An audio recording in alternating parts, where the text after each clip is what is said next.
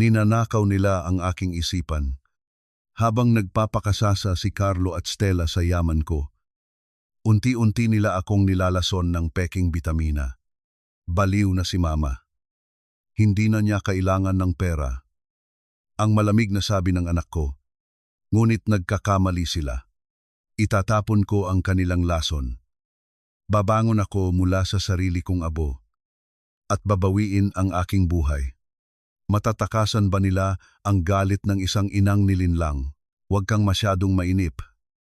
Stella, konting tiis na lang at tuluyan ng mawawala sa katinuan si Mama.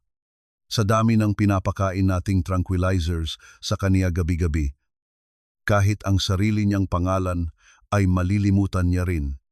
Kapag idineklara na siyang ulyanin ng doktor, wala na siyang magagawa kundi pirmahan ang lahat ng ari-arian sa pangalan ko. Magiging atin na ang lahat.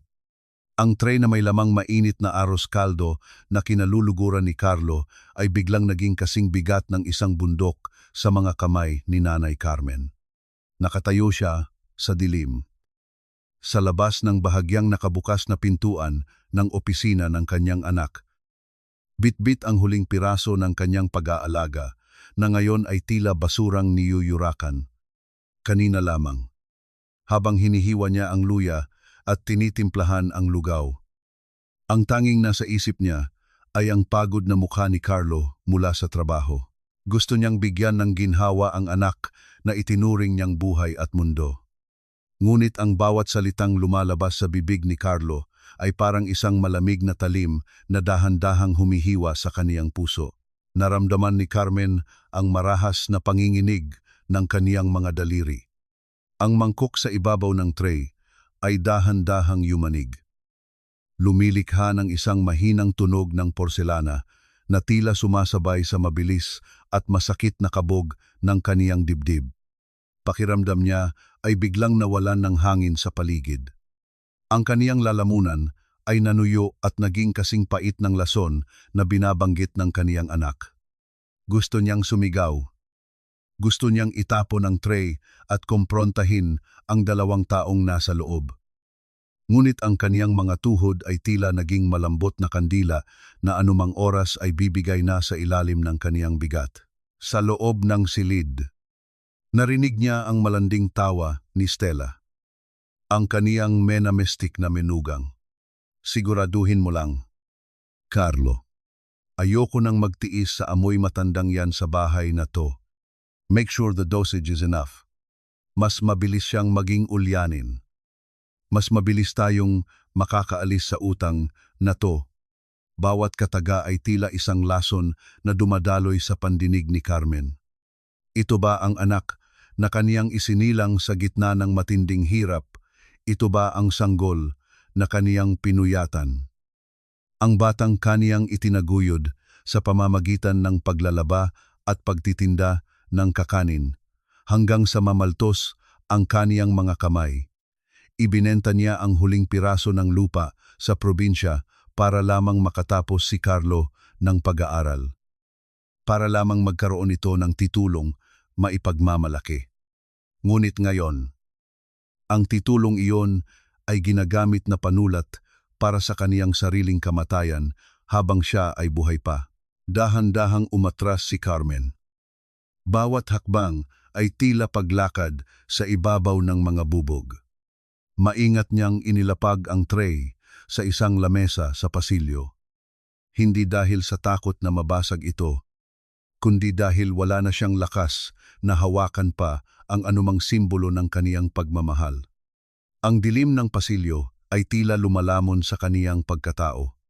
Sa kaniyang isipan, naglalaro ang imahe ng mga puting tableta na gabi-gabing iniabot sa kaniya ni Carlo nang may kasamang matamis na ngiti at mga salitang, para sa Ma, gusto kong humaba pa ang buhay mo. Ngayon, naintindihan na niya ang lahat. Ang kaniyang madalas na pagkahilo, ang panlalabo ng paningin, at ang biglang pagkawala ng kaniyang alaala sa gitna ng araw, hindi iyon dahil sa kaniyang katandaan. Iyon ay dahil sa kamay ng sarili niyang dugo. Ang pag-ibig na kaniyang itinanim ay bumalik sa kaniya bilang isang matulis na tinik na nagnanais na pumatay sa kaniyang katinuan. Pumasok siya sa kaniyang kwarto at dahan-dahang sumandal sa likod ng pinto. Doon, sa gitna ng katahimikan, naramdaman niya ang unang patak ng mainit na luha na gumapang sa kaniyang kulubot na pisngi. Hindi ito luha ng takot, kundi luha ng isang inang namatayan ng anak dahil ang Carlo na minahal niya ay matagal na palang pumanaw. At ang halimaw na nasa kabilang silid ay isang estranghero na may suot na mukha ng kaniyang anak. Napatingin si Carmen sa kaniyang mga kamay sa ilalim ng liwanag ng buwan na tumatagos sa bintana. Ang mga kamay na ito ang nag-alaga kay Carlo. At ang mga kamay rin na ito ang magiging sandata niya upang bawiin ang kaniyang dangal. Ngunit sa ilalim ng galit, may isang katanungang paulit-ulit na humahampas sa kaniyang naguguluhan na isipan. Ito ba ang kabayaran ng lahat ng aking sakripisyo? Carlo, ang lason ba mula sa iyong mga kamay ang magiging huling alaala ko sa mundong ito? Bago mo tuluyang nakawin ang aking isipan, ma. Gising na. Ang ganda ng sikat ng araw. Oh, breakfast is ready. At eto na rin ang vitamins mo para hindi ka na laging nalilito. Ang boses ni Carlo ay kasing lamig ng isang dapit hapon. Puno ng huwad na pagkalinga na dati-rati ay nagbibigay ng init sa puso ni Carmen. Ngunit ngayong umaga, bawat salita ng kaniyang anak ay tila isang maliliit na karayom na tumutusok sa kaniyang pandinig. Dahan-dahang imulat ni Carmen ang kaniyang mga mata. Pilit na itinatago ang panginginig ng kaniyang mga pilik mata. Ang liwanag na pumapasok sa bintana ay tila nagnanais na ilantad ang lahat ng dumi sa loob ng silid na iyon, ang dumi ng isang pagtataksil na hindi niya inakalang magmumula sa sarili niyang laman at dugo. Inilahad ni Carlo ang kaniyang palad. Doon, sa gitna ng kaniyang malinis na kamay, ay nakapatong ang isang maliit na puting tableta. Para sa ibang tao, iyon ay gamot, ngunit para kay Carmen, iyon ay isang maliit na bala na dahan-dahang pumapatay sa kaniyang pagkatao. Inabot niya ang baso ng tubig. Ang kaniyang mga daliri ay bahagyang dumapo sa balat ni Carlo. Dati, ang hawak na iyon ay nagpapaalala sa kaniya ng sanggol na kaniyang iniiyakan tuwing may lagnat. Ngunit ngayon, pakiramdam niya ay humawak siya sa balat ng isang ahas. Salamat, anak. Mahinang tugon ni Carmen. Ang kaniyang boses ay sadyang pinalitaw na mahina at tila nawawala sa sarili. Isinubo niya ang tableta. Idiniin ito sa ilalim ng kaniyang dila sa halip na lunukin at uminom ng malaki mula sa baso. Pinanood niya ang lalamunan ni Carlo na gumalaw habang tinititigan siyang maigi. Tila sinisiguro na ang lason ay tuluyan ng pumasok sa kaniyang sistema. Nang ngumiti si Carlo at tumalikod upang ayusin ang mga kurtina, mabilis na kinuha ni Carmen ang kaniyang panyo sa ilalim ng kumot. Sa isang mabilis na pagkilos, iniluwa niya ang tableta sa loob ng tela at mabilis itong itinago sa ilalim ng kaniyang unan. Ang kaniyang puso ay tumitibok ng kasing bilis ng isang takot na ibon. Bawat segundo ay tila isang habambuhay na panganib. I'll leave you for a while. Ma, Stella is waiting for me downstairs. Magpahinga ka lang, hasabi ni Carlo bago tuluyang lumabas. Ilang saglit pa ay bumukas muli ang pinto. Ngunit sa pagkakataong ito, hindi ang kaniyang anak ang pumasok. Ang matinis na tunog ng mga takong ni Stella sa sahig ay tila bawat hakbang ay isang pang-iinsulto. Hindi man lamang tumingin ang babae sa kaniyang biyenan. Lumapit ito sa bintana at marahas na binuksan pa ang kurtina. Ang kaniyang mukha ay puno ng pandidiri. Yusko, ang baho naman dito. Amoy matanda na talaga. Reklamo ni Stella habang iwinawagayway ang kaniyang kamay sa hangin. Carlo, dapat talaga ay tinatapon na ang mga lumang gamit dito. Ang dumi-dumi na. Nanatiling tahimik si Carmen. Nakapikit ang mga mata habang dinaramdam ang sakit ng bawat salita. Ang bahay na ito, ang bawat brick at bawat kanto nito, ay itinayo mula sa kaniyang pawis. Noong bata pa si Carlo, naglalaba siya hanggang sa mamanhid ang kaniyang mga braso para lamang may maipakain sa anak. Ngayon, sa sarili niyang pamamahay, siya ay itinuturing na basura na nagbibigay ng masamang amoy. Don't worry, honey. Narinig niyang sagot ni Carlo mula sa labas ng pinto. Konting tiis na lang. Soon, we won't have to deal with this anymore. Ang kanilang mga tawa ay nagmula sa pasilyo. Unti-unting lumalayo.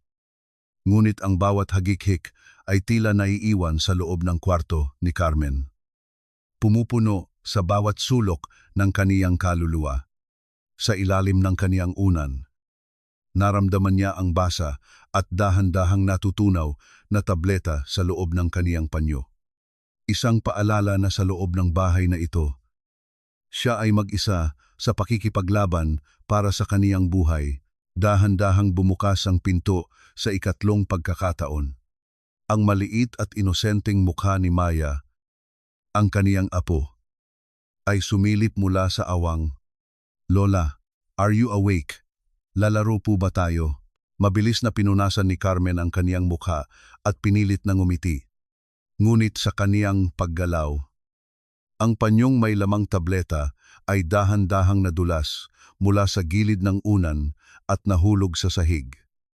Sa mismong daanan ni Maya, sa sandaling iyon, narinig muli ang tinig ni Stella na pabalik sa kwarto. Maya, what are you doing there? Get out of that room. Ang pintuan ay marahas na bumukas. Ang paningin ni Stella ay agad na bumagsak sa sahig, kung saan ang puting panyo ay nakabukas. Inilalantad ang basang tableta na hindi nalunok ni Carmen. Ang hangin sa silid ay tila tumigil sa pag-ikot. Mabubunyag na ba ang kaniyang pagkukunwari sa harap ng kaniyang malupit na menugang? Hindi lahat ng tulong ay galing sa gamot.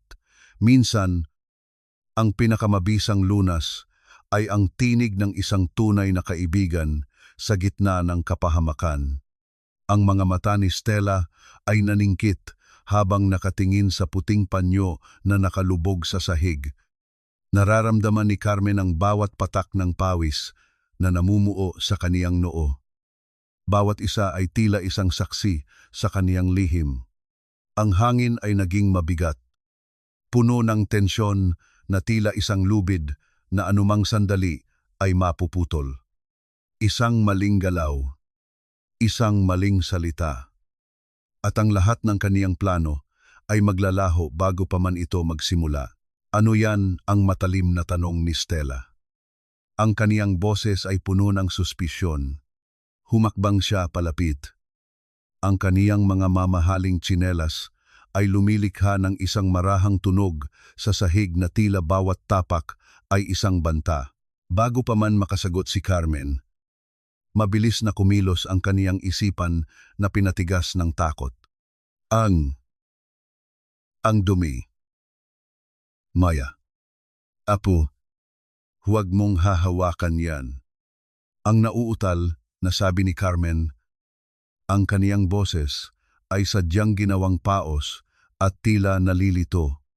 Naihiyata ako. Pasensya na, Stella. Hindi ko na napigilan. Ang mukha ni Stella ay agad na napalitan ng labis na pandidiri. Huminto siya sa paglapag at mabilis na nagtakip ng ilong gamit ang kaniyang mga daliri na may mahahabang kuko. Yak kadiri ka talaga. Matanda ka, Carlo. Tignan mo tong nanay mo. Kung saan-saan na lang nagkakalat dahil sa labis na pagkairita at pandidiri. Hindi na tiningnan ni Stella ng maigi ang panyo. Mabilis niyang hinila si Maya palabas ng kwarto. Ang kaniyang mga kilos ay puno ng galit at pagmamadali. Huwag kang lalapit dyan. Maya, baka mahawa ka sa dumi ng lola mo. Nang tuluyan nang sumara ang pinto. Napabitiw si Carmen ng isang malalim na buntong hininga na tila doon lang niya muling nakuha ang kaniyang buhay. Mabilis niyang pinulot ang panyo. Ang kaniyang mga kamay ay nanginginig pa rin sa kaba. Ang kaniyang puso ay humahampas sa kaniyang dibdib na parang isang martilyo. Ngunit sa likod ng takot na iyon, may isang maliit na apoy ng pag-asa ang nagsimulang mag-alab. Ilang oras ang lumipas. Ang tunog ng doorbell sa ibaba ay bumasag sa katahimikan ng bahay.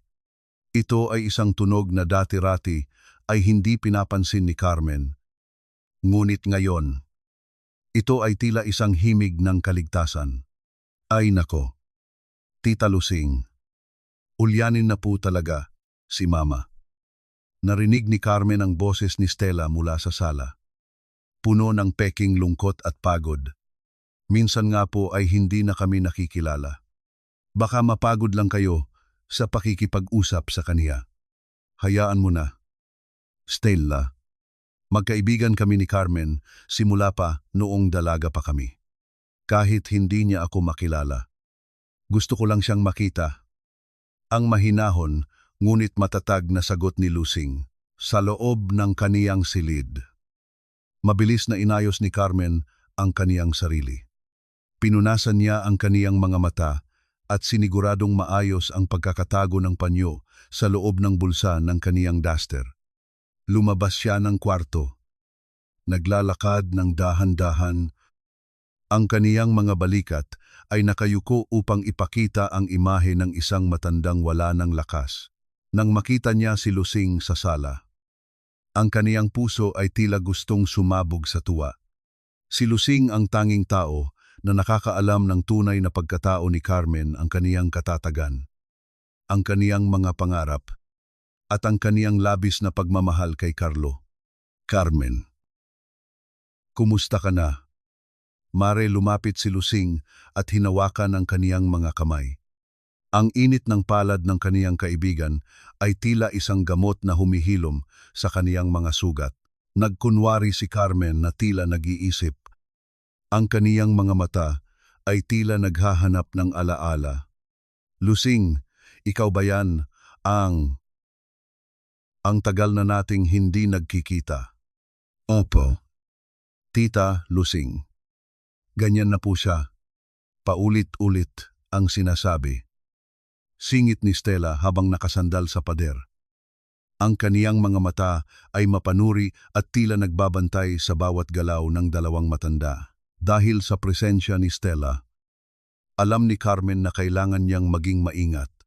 Sa gitna ng kanilang pag-uusap, dahan-dahang niyakap ni Carmen si Lusing, isang yakap na puno ng pait at pagsusumamo.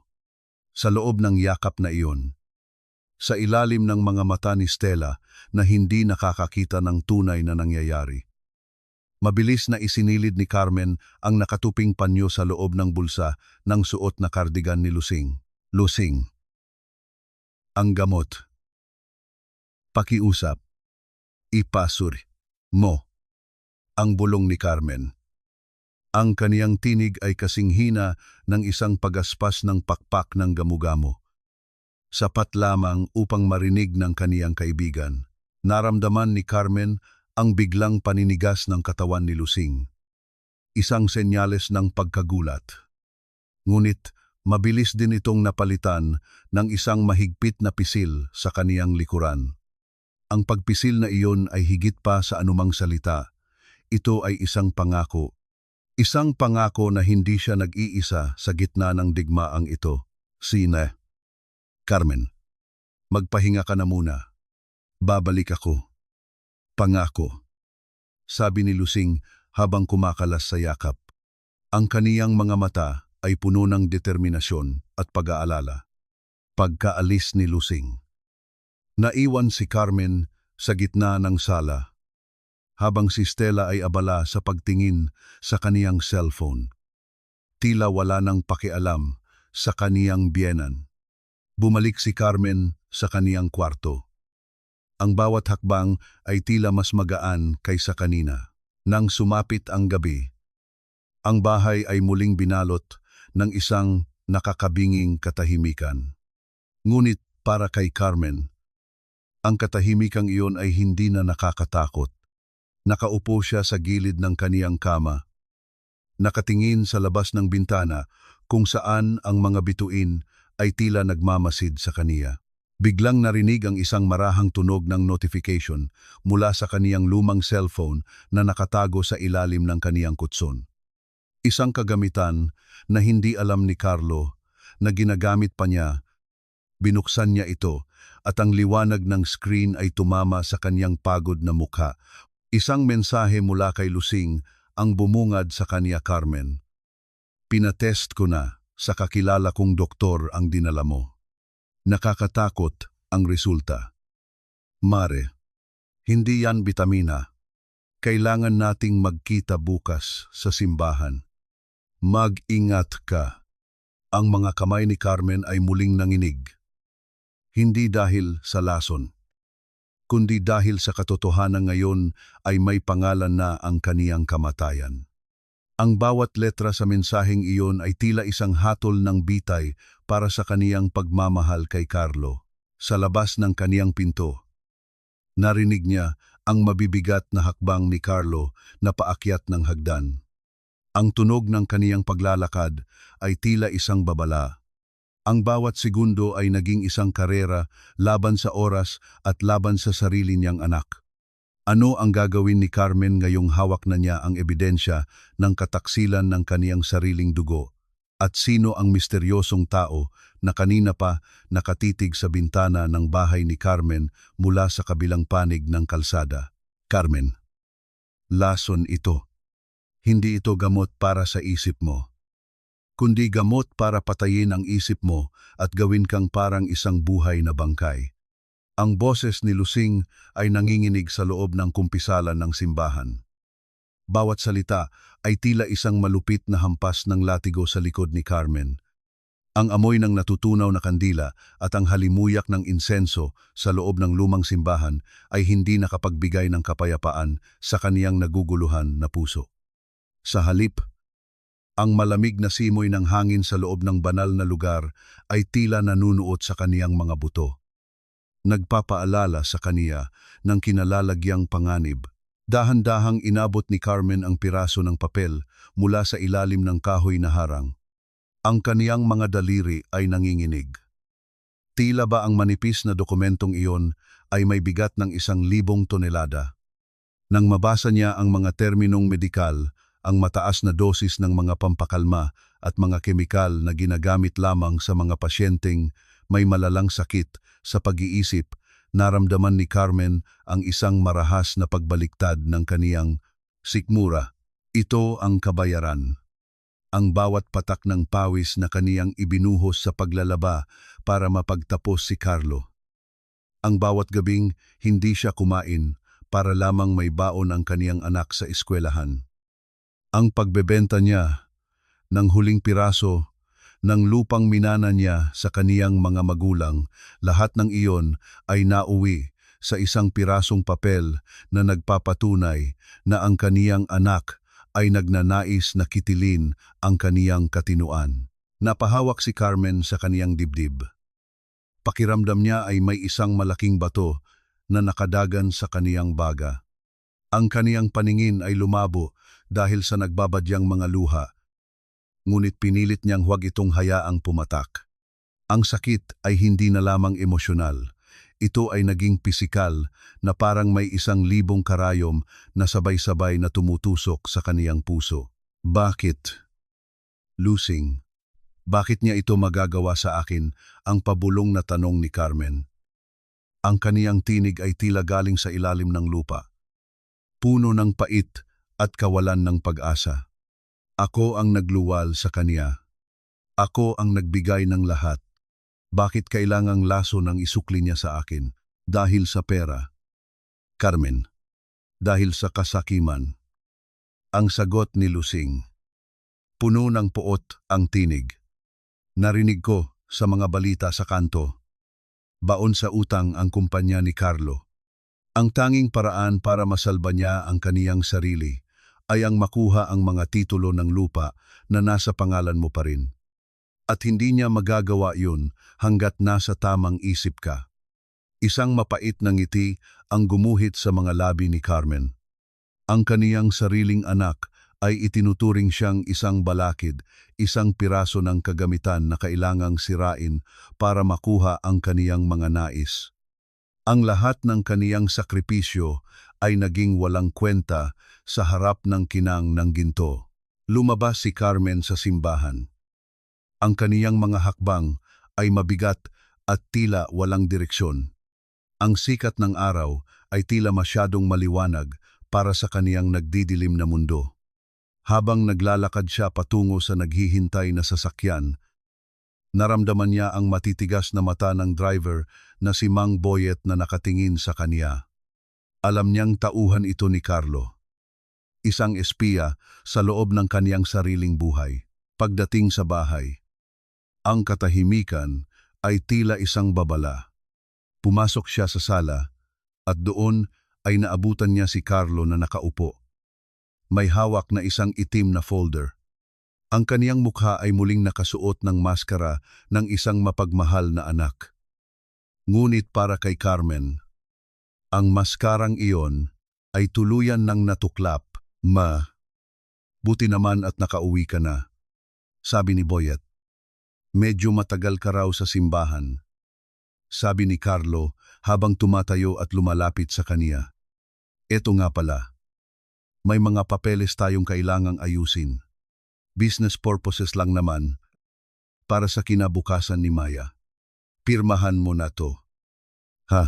Tinitigan ni Carmen ang folder. Alam niya na sa loob ng mga papel na iyon ay ang kaniyang sariling kamatayan bilang isang malayang tao. Ang bawat letra doon ay tila mga tanikala na handang gumapos sa kaniya habang buhay.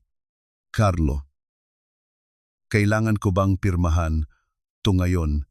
Tanong ni Carmen. Ang kaniyang boses ay sadyang ginawang nanginginig at tila nawawala sa katinuan. Opo. Kailangan na. Ang sagot ni Carlo. Ang kaniyang boses ay naging masigasig at may halong pagmamadali. Sina. Para sa amin to. Para sa pamilya. Naramdaman ni Carmen ang isang malamig na panginginig na gumagapang sa kaniyang likuran. Ang kaniyang anak ay hindi lamang siya nilalason, kundi ginagamit pa ang pangalan ng pamilya upang lokohin siya. Ang kaniyang mga kamay ay dahan-dahang lumapit sa panulat na nakapatong sa lamesa. Sa sandaling iyon, narinig ang tunog ng isang sasakyan na huminto sa labas. Isang marahas na tunog ng pagpreno na tila bumasag sa tensyon sa loob ng silid. May isang estranghero na bumaba mula sa sasakyan. Isang lalaking nakasuit at may dalang briefcase, na naglalakad patungo sa kanilang pintuan nang may determinasyon. Sino ang lalaking ito? At mapipilitan ba si Carmen na pirmahan ang kaniyang sariling kapahamakan sa harap ng kaniyang anak na ngayon ay tila isang halimaw na nag-aabang sa kaniyang bawat kilos? Matitiis pa ba ni Carmen ang sakit ng bawat segundo ng pagkukunwari? O sasabog na ang kaniyang damdamin bago pa man niya maipatupad ang kaniyang plano hidyo? Dahan-dahan, nanlalabo ang mga mata ni Mama. Parang may makapal na hamog na nakatakip sa lahat ng aking nakikita. Ang boses ni Carmen ay nanginginig. Hindi dahil sa sakit kundi dahil sa matinding pagpipigil. Tinitigan niya ang itim na ballpen na hawak ni Carlo. Na tila ba ito ay isang matulis na patalim na handang tumusok sa kaniyang huling pag-asa. Ang kaniyang puso ay humahampas sa kaniyang dibdib. Isang marahas na ritmo na tila nagnanais na bumasag sa katahimikan ng silid. Ipinikit niya ang kaniyang mga mata at dahan-dahang hinilot ang kaniyang sentido, nagpapanggap na nahihilo at nawawala sa sarili. Kailangan nating gawin ito ngayon. Sandali lang to. Isang pirma lang. Ang pagpupumilit ni Carlo. Ang kaniyang boses ay puno ng pagkairita na pilit itinatago sa ilalim ng huwad na pag-aalala. Hinawakan niya ang balikat ng ina. Ngunit para kay Carmen, ang haplos na iyon ay kasing lamig ng bakal ng isang hawla, bukas na lang. Carlo. Pagod na si Mama. Gusto ko nang mahiga. Ang mahinang pakiusap ni Carmen, sa kabutihang palad. Ang tunog ng doorbell ay muling bumasag sa tensyon. Si Lusing ang dumating. At sa tulong ng kaniyang kaibigan, nagkaroon ng dahilan si Carmen upang makatakas sa mapanuring mga mata ng kaniyang anak. Ilang oras ang lumipas. Sa loob ng isang maliit at tahimik na opisina sa kabilang bayan, nakaupo si Carmen sa harap ng isang lalaking may maaliwalas na mukha. Si Atuy, Diego. Ang kaniyang mga mata ay puno ng paggalang habang nakatingin sa matanda. Si Diego ang anak ng dating labandera ni Carmen. Ang batang tinulungan ni Carmen na makapag-aral noong mga panahong may sapat pa siyang lakas at yaman. Nanay Carmen, huwag po kayong mag-alala. Narito po ako dahil sa utang na loob ko sa inyo. Ang mahinahong sabi ni Diego. Kinuha niya ang kamay ni Carmen at dahan-dahang hinalikan ang likod nito. Isang simbolo ng walang hanggang respeto na tila isang haplos ng anghel sa sugatang kaluluwa ni Carmen. Diego, totoo ba ang lahat? Ang anak ko. Baon ba talaga siya sa utang? Ang tanong ni Carmen. Ang kaniyang boses ay nabasag dahil sa bigat ng katotohanan. Tumango si Diego nang may kalungkutan. Inilatag niya ang ilang mga dokumento sa lamesa, mga ulat ng bangko at mga demand letter na sadyang itinago ni Carlo. Bankrupt na po ang kumpanya ni Carlo. Nay, sa katunayan, ang bahay niyo at lahat ng lupang nasa pangalan niyo ang tanging nakikita niyang paraan para mabayaran ang kaniyang mga creditors. Kaya po niya kayo pinapipirma ng power of attorney upang ibenta ang lahat ng hindi niyo alam. Ang bawat salita ni Diego ay tila isang malupit na dagok sa dibdib ni Carmen. Ang anak na kaniyang pinalaki ng may dangal ay naging isang manloloko dahil sa kasakiman. Ngunit sa gitna ng sakit, naramdaman ni Carmen ang isang bagong lakas. Isang lakas na hindi para sa kaniyang sarili, kundi para sa kaniyang apo. Gawin natin ang dapat. Diego, protektahan natin ang kinabukasan ni Maya. Ayokong mapunta ang lahat ng pinaghirapan ko sa mga taong sisira lamang sa amin. Ang matatag na deklara ni Carmen. Ang kaniyang mga mata, na kanina ay punong-puno ng luha, ay nagniningning na ngayon sa determinasyon. Mabilis na kumilos si Diego. Gumawa siya ng isang deed of trust at iba pang legal na dokumento na maglilipat ng kontrol ng lahat ng ari-arian ni Carmen sa isang ligtas na account na hindi mahahawakan ni Carlo. At tanging si Maya lamang ang makikinabang sa tamang panahon. Habang pumipirma si Carmen, naramdaman niya ang bawat titik ng kaniyang pangalan ay tila isang hakbang patungo sa kaniyang kalayaan. Mag-ingat po kayo. Nay, patuloy po kayong magpanggap.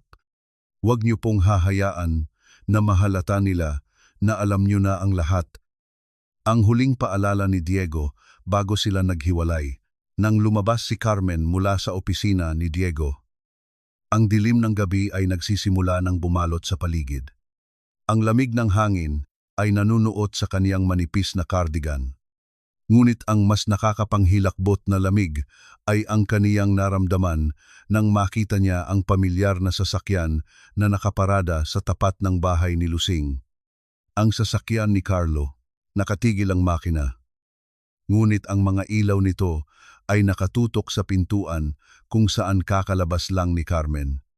Mula sa madilim na bintana ng driver's seat, dahan-dahang bumaba ang salamin. Ang mga mata ni Carlo, nakasing talim ng isang Maninila ay direktang nakatitig sa kaniyang ina.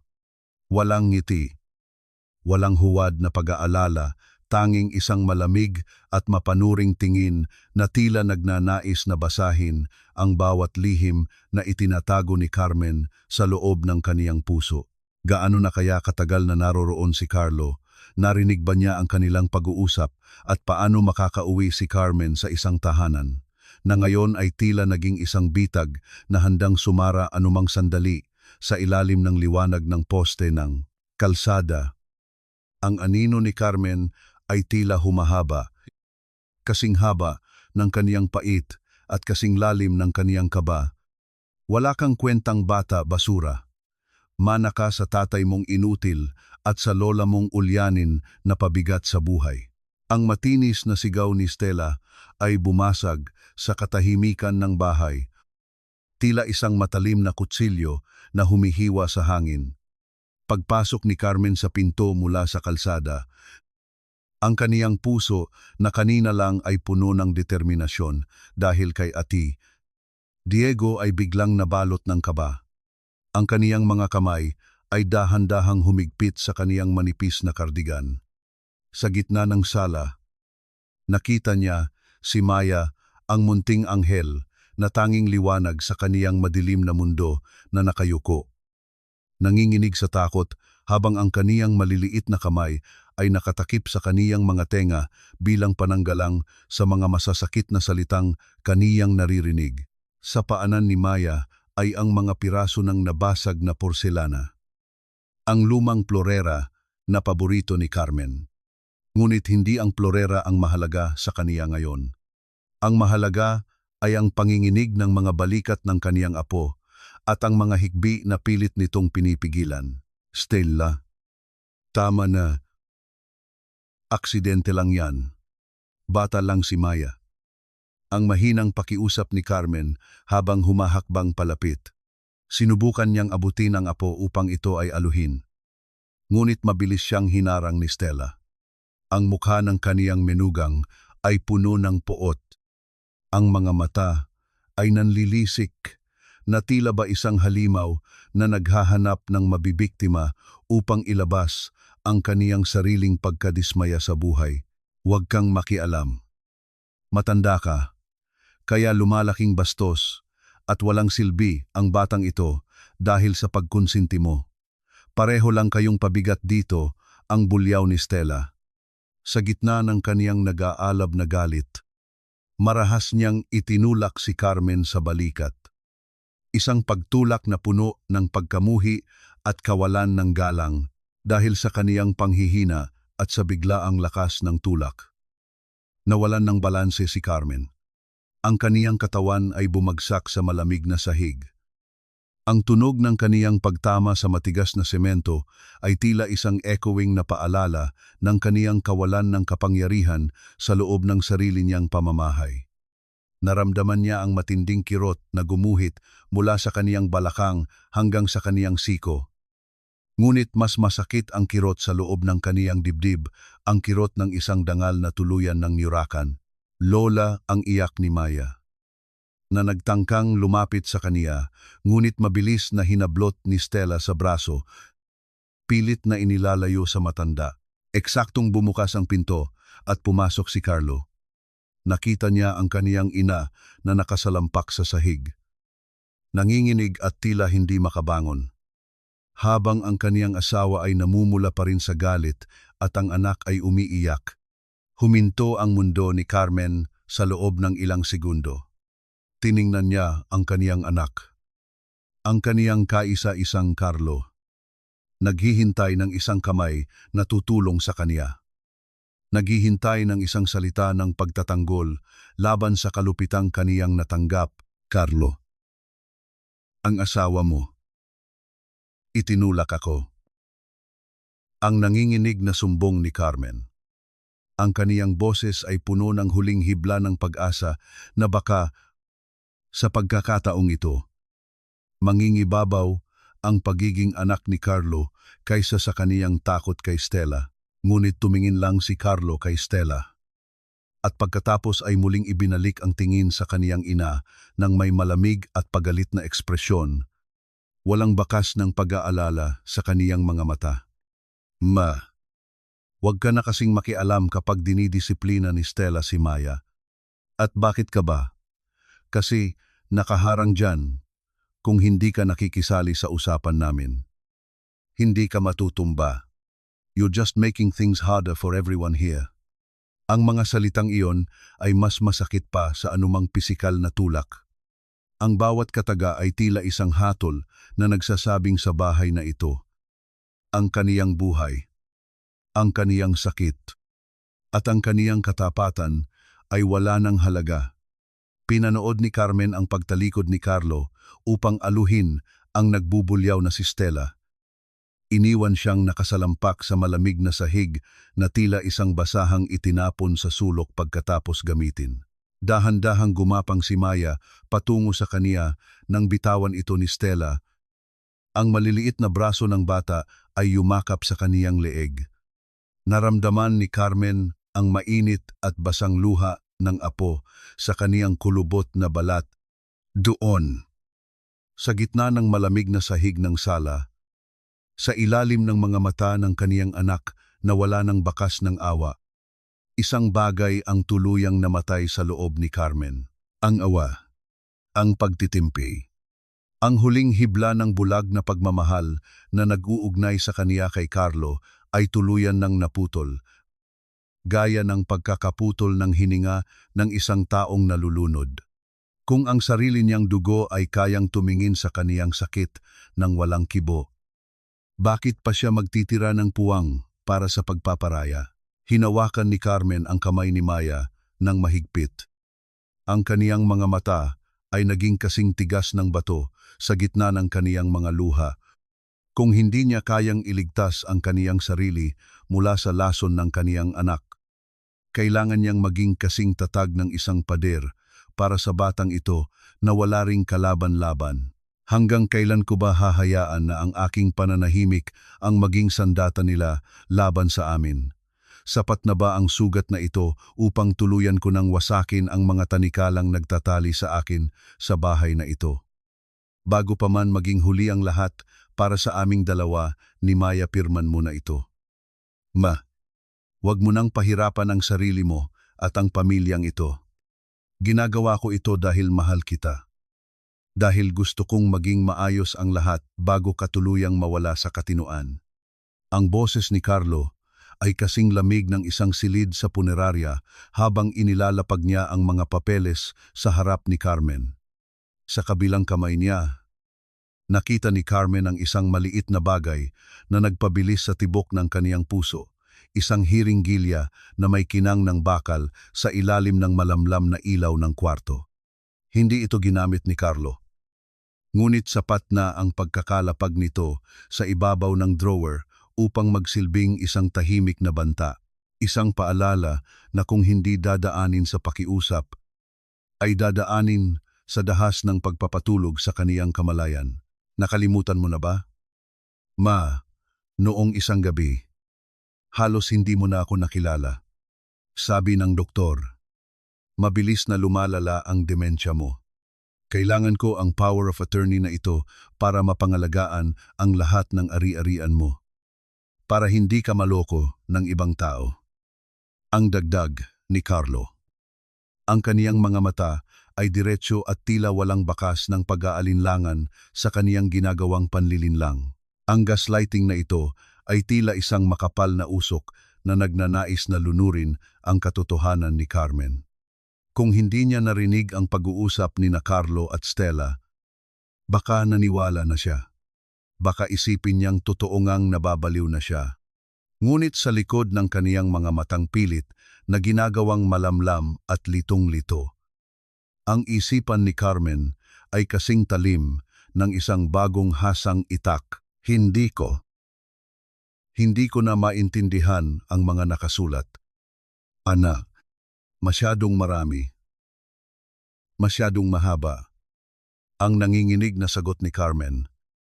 Ang kaniyang tinig ay sadyang ginawang paos at tila isang bata na naghahanap ng gabay. Huwag mo nang basahin. Pirma na lang. Trust me. I'm your son. Ang pabalang na sagot ni Carlo. Ang kaniyang pasensya ay dahan-dahan nang nauubos. Inabot niya ang itim na pen kay Carmen. Ang kaniyang mga daliri ay humahawak ng mahigpit sa braso ng kaniyang ina. Tila ba tinitiyak na hindi ito makakatakas. Naramdaman ni Carmen ang bigat ng panulat sa kaniyang kamay.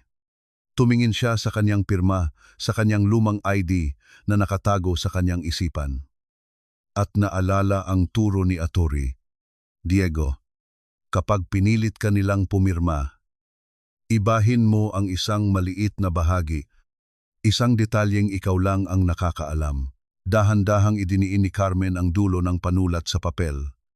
Ang bawat hagod ng tinta ay tila isang tahimik na sigaw ng kaniyang rebelyon. Binago niya ang kurba ng kaniyang pangalan. Dinagdagan ng isang maliit na buntot na hindi kailanman naging bahagi ng kaniyang tunay na lagda. Para sa isang taong nagmamadali gaya ni Carlo, hindi ito mapapansin. Ngunit para sa bangko at sa batas, ang papel na ito ay magiging isang walang kwentang basura. Nang matapos ang huling pirma, isang malapad at nakakakilabot na ngiti ang sumilay sa mga labi ni Carlo.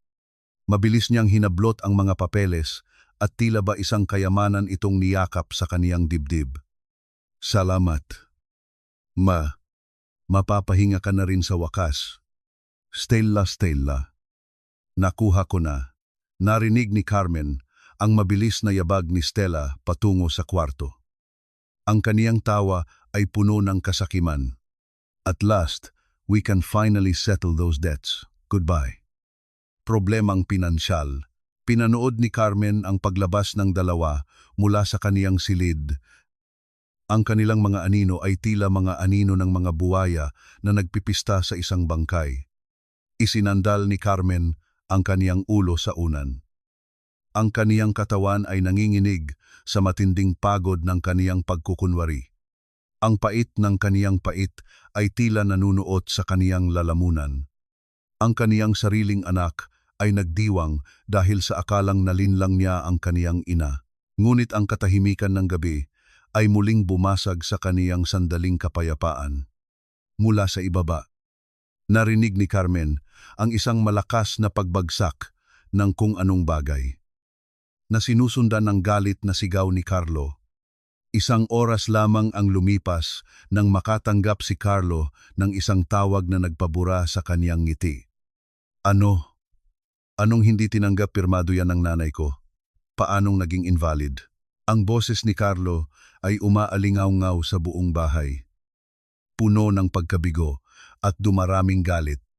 Sa dilim ng kaniyang kwarto, isang malamig na ngiti ang gumuhit sa mga labi ni Carmen. Ang laban ay nagsisimula pa lamang.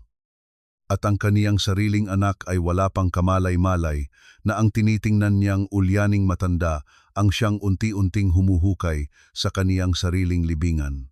Ano ang gagawin ni Carlo kapag nalaman niyang hindi pala siya ang naglalaro, kundi siya ang pinaglalaruan, at hanggang kailan kakayanin ni Carmen ang panganib na dala ng kaniyang matapang na pagsuway? Walang kwentang bangko yan. Kailangan ko itong ayusin ngayon din bago pa tayo tuluyang malubog. Ang galit na boses ni Carlo ay umalingaw-ngaw sa buong kabahayan. Sinusundan ng marahas na pagbukas at pagsara ng pinto na tila ba nanginginig ang mga dingding sa kaniyang pag-alis. Narinig ni Carmen ang mabilis na pag-atungal ng makina ng sasakyan sa labas hanggang sa unti-unti itong maglaho sa dulo ng kalsada. Sa wakas, ang buwaya ay pansamantalang lumabas sa kaniyang lungga. Ito na ang pagkakataong hinihintay ni Carmen.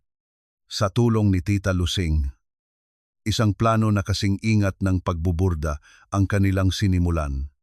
Hindi nagtagal.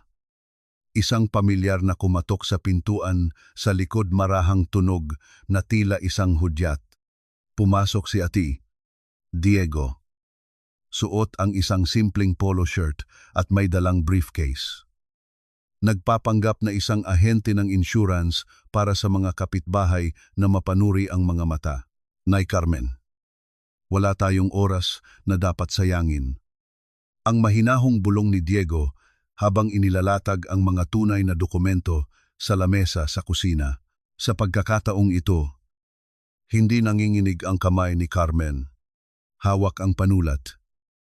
Mabilis at matatag niyang inilagda ang kaniyang tunay na pangalan, ang pirma ng isang babaeng nagmamay-ari ng kaniyang sariling tadhana. Ang bawat kurba ng tinta ay tila isang sumpa na naglalayo sa kaniyang yaman mula sa mga kamay ng kaniyang sakim na anak.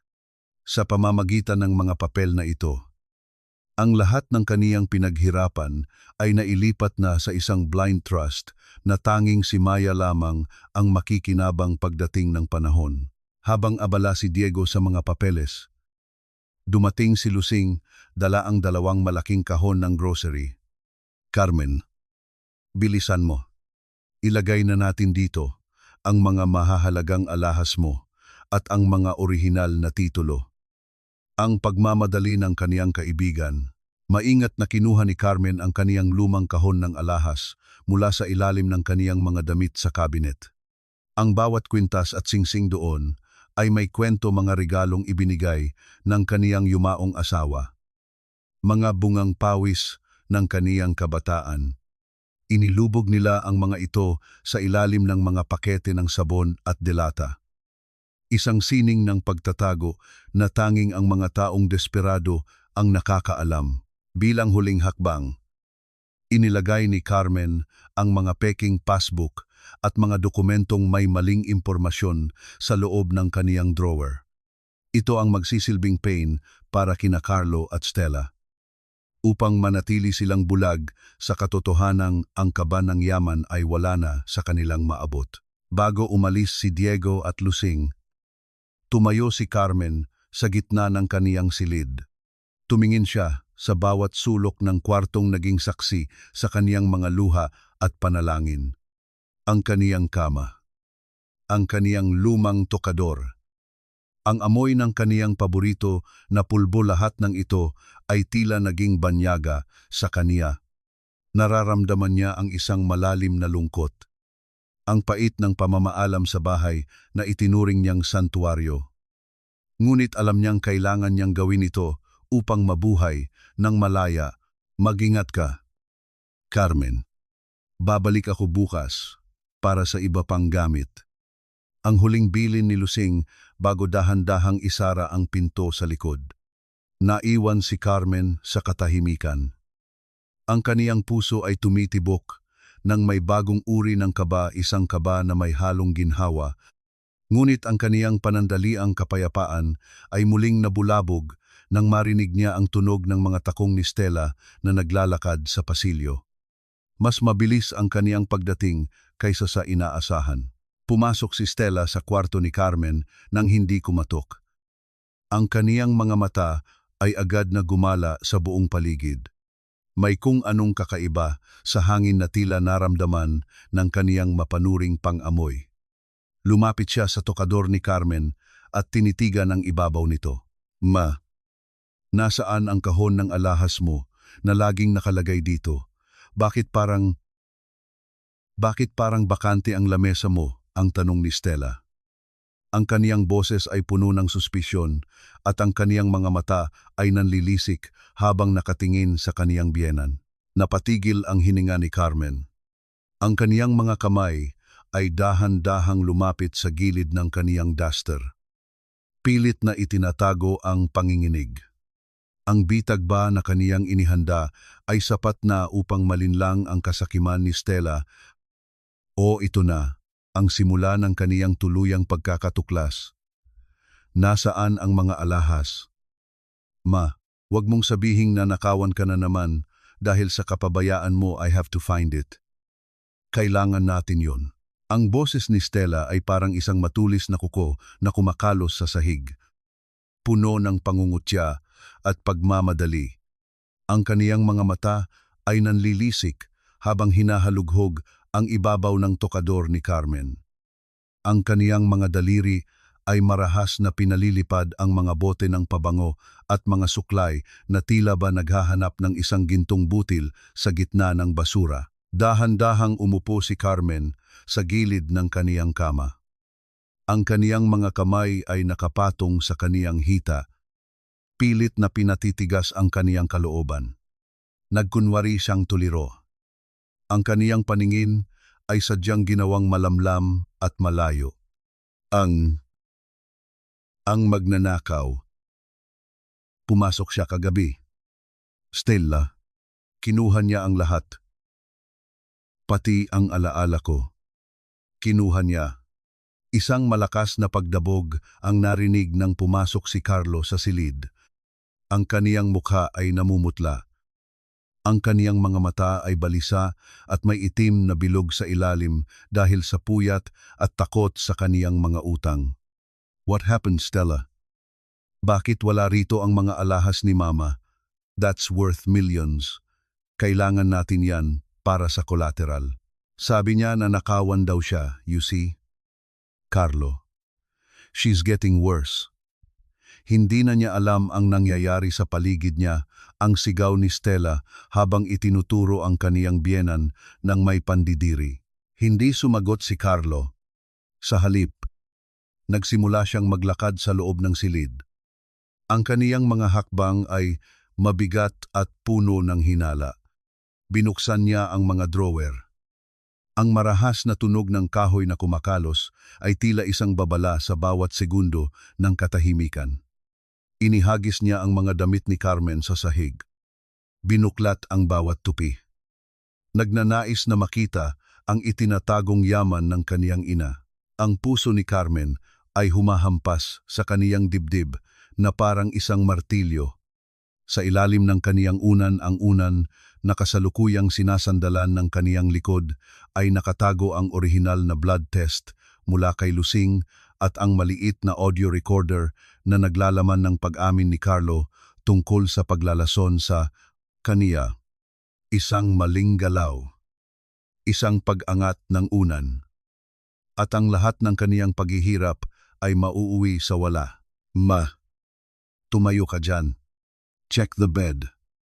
Carlo, baka itinago niya sa ilalim ng kutson ang utos ni Stella. Lumapit si Carlo kay Carmen. Naramdaman ni Carmen ang init ng hininga ng kaniyang anak at ang amoy ng alak na humahalo sa kaniyang mamahaling pabango. Hinawakan ni Carlo ang balikat ng kaniyang ina. Ang kaniyang pagkakahawak ay mahigpit at tila walang galang. Move. Titingnan ko lang ang ilalim ng unan mo. Ang bawat hibla ng kalamnan sa katawan ni Carmen ay nanigas. Ipinikit niya ang kaniyang mga mata. Tahimik na nagdarasal sa gitna ng kaniyang kawalan ng pag-asa. Naramdaman niya ang kamay ni Carlo na dahan-dahang lumulusot sa ilalim ng unan. Ang kaniyang mga daliri ay tila malapit na sa gilid ng recorder. Ngunit, bago pa man mahawakan ni Carlo ang ebidensya, ang katahimikan ay binalot ng isang biglaang tunog ng pag-vibrate ng cellphone sa bulsa ni Carlo. Ang kaniyang telepono ay lumilikha ng isang paulit-ulit na tunog na tila isang hiyaw ng isang taong nagagalit. Napatigil si Carlo. Kinuha niya ang kaniyang telepono at tiningnan ang screen. Ang kaniyang mukha na kanina ay punong-puno ng galit ay biglang napalitan ng matinding takot. It's them. Ang mga creditors. Stella.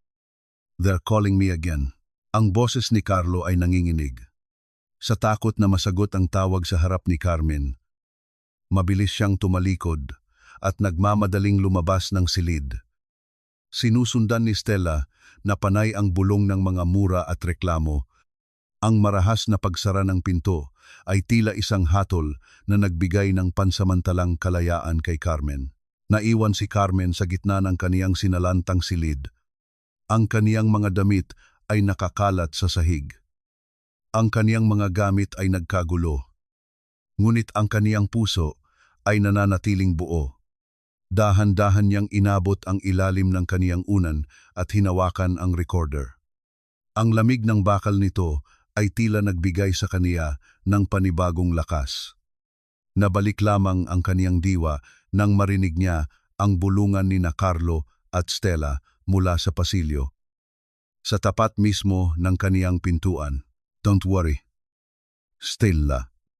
Hayaan na muna natin ang mga alahas na yan. Sa linggo, sa ika-60 kaarawan ni Mama, iaanunsyo ko na sa harap ng lahat ang guardianship. Kapag nakuha ko na ang legal na kapangyarihan, kahit itago pa niya ang lahat ng ginto sa mundo. Akin na ang huling say. I'll lock her up in a facility. At wala na tayong magiging problema. Ang nakakakilabot na tawa ni Carlo ay umalingaw-ngaw sa pasilyo. Isang tunog na tila nagmula sa kailaliman ng impyerno. Nakatitig si Carmen sa saradong pinto. Ang kaniyang mga mata ay nagniningning sa gitna ng dilim.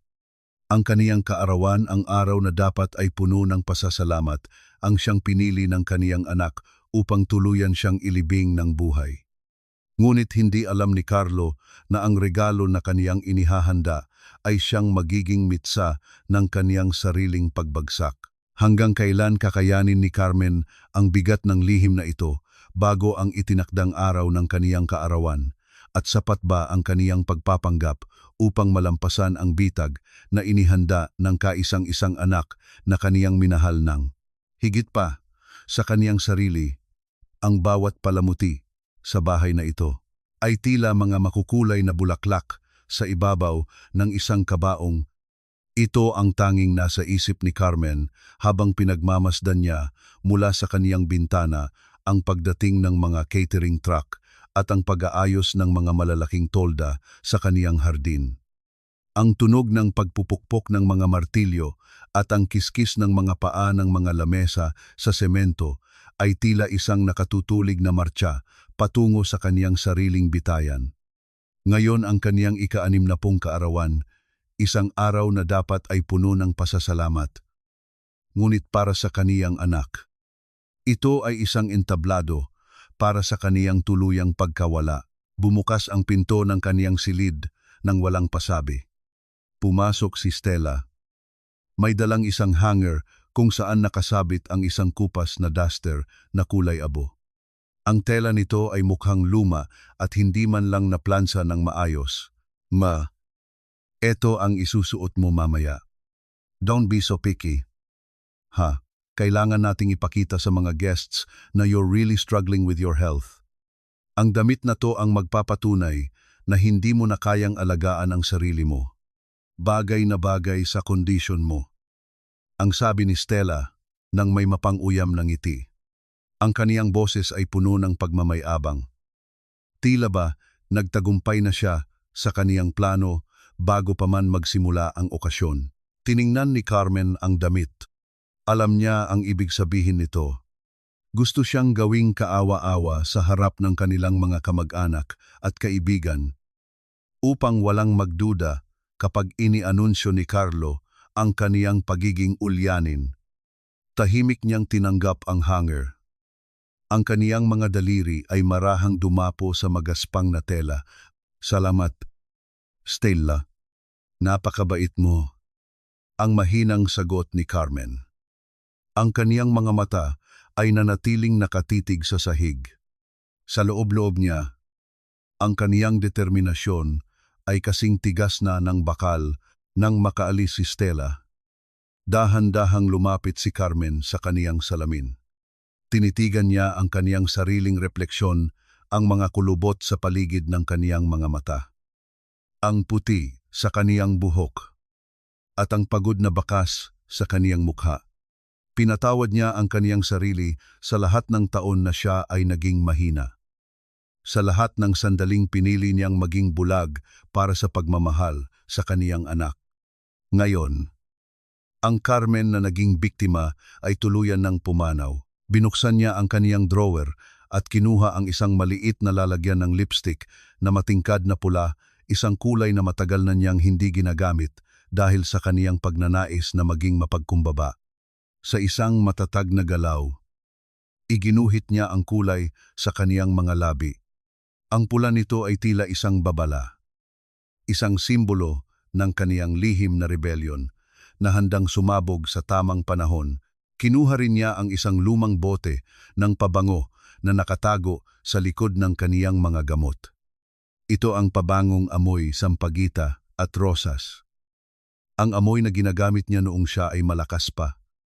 Noong siya pa ang nagpapatakbo ng kaniyang sariling negosyo at buhay. Sa bawat wisik ng pabango sa kaniyang leeg, naramdaman ni Carmen ang pagbabalik ng kaniyang lakas. Ang amoy na ito ay nagpaalala sa kaniya na siya ay isang tao. Hindi isang bagay na maaaring itapon o itago. Ito ang kaniyang golden moment. Sa gitna ng kaniyang paghahanda para sa isang trahedyang idinisenyo ng kaniyang anak, natagpuan ni Carmen ang kaniyang sariling kaluluwa. Hindi na siya nanginginig. Ang kaniyang puso ay tumitibok na ngayon ng may malinaw at malamig na layunin. Nabalik lamang ang kaniyang diwa nang marinig ang isang marahang kumatok sa pintuan. Pumasok si Maya, ang kaniyang apo, na may dalang isang maliit at sariwang bulaklak ng dilaw na kampupot mula sa hardin. Ang bata ay mukhang malungkot. Ang kaniyang mga mata ay puno ng pag-aalala na hindi dapat nararanasan ng isang 7 taong gulang. Lumapit ang bata kay Carmen at iniabot ang bulaklak. Hinawakan ni Maya ang malamig na kamay ng kaniyang lola at bumulong sa isang tinig na halos hindi marinig. Lola, wag po kayong matakot mamaya. Nakita ko po si Papa na may dalang mga papel at malaking lalaki sa baba. Sabi po ni Mama, aalis na raw po kayo, pero ayoko pong umalis kayo. Lola, napatigil ang mundo ni Carmen sa narinig. Ang kaniyang puso ay piniga sa sakit para sa kaniyang apo. Niyakap niya ng mahigpit si Maya. Ang amoy ng inosenteng bata ay humalo sa kaniyang matapang na pabango. Huwag kang mag-alala, Maya. Hindi aalis si Lola. Pangako yan. Ang bulong ni Carmen sa tenga ng bata. Habang ang kaniyang mga mata ay nakatingin sa saradong pinto. Nasaan sina Tita Lusing at Atini? Diego, bakit wala pa rin sila sa listahan ng mga bisitang dumarating? Ang plano ba nila ay magtatagumpay? O sadyang hinarang na sila ni Carlo sa gate pa lamang? Ang musika mula sa ibaba ay nagsimula ng tumugtog, isang masayang himig na tila nanunuya sa madilim na katotohanan ng gabing ito. Ang oras ay tuluyan ng tumatakbo. Mapoprotektahan ba ni Carmen ang kaniyang sarili at ang kaniyang apo sa gitna ng dumaraming mga bisita na ang tanging alam ay ang kasinungalingan ni Carlo?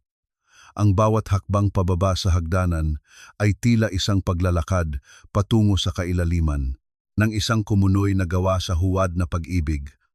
Ramdam ni Carmen ang higpit ng pagkakahawak ni Carlo sa kaniyang braso habang dahan-dahan silang bumababa sa malawak na hagdanan ng kanilang tahanan.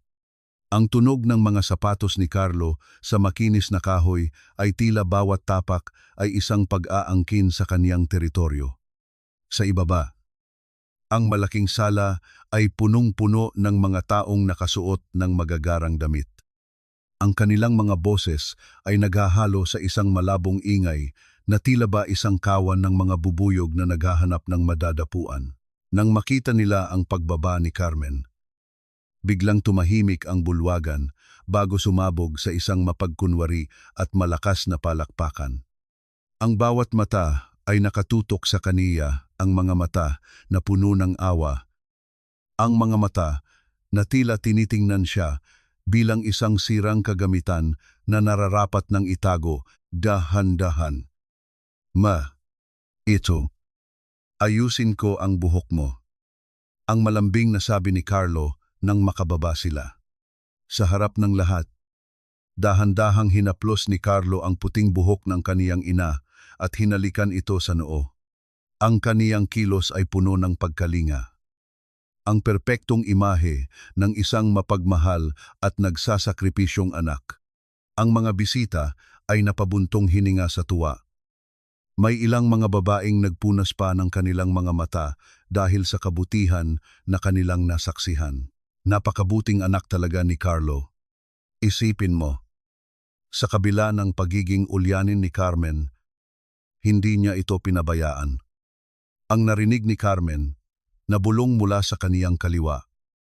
Ang boses ay mula sa isa nilang malayong kamag-anak. Sayang naman si Carmen. Dati ay napakatalino at napakalakas na babae. Ngayon ay tila ba isang bata na kailangang turuan kahit sa paglalakad. Ang sagot naman ng isa pa. Ang kaniyang tinig ay puno ng mapanghusgang awa. Ang bawat salitang kaniyang naririnig ay tila mga latigo na humahampas sa kaniyang dangal. Ngunit nanatiling nakatitig si Carmen sa malayo. Ang kaniyang mga labi ay nakasara ng mahigpit upang pigilan ang kaniyang sariling katotohanan na sumigaw. Pinaupo siya ni Carlo sa isang malaking silya sa sulok ng entablado. Isang silyang pinalamutian ng mga bulaklak na tila ba isang trono. Ngunit para kay Carmen, ito ay isang ginintuang hawla kung saan siya ay ipinaparada bilang isang tropiyo ng awa. Mula sa kaniyang kinauupuan, nakita ni Carmen si Stella na nasa gitna ng mga bisita.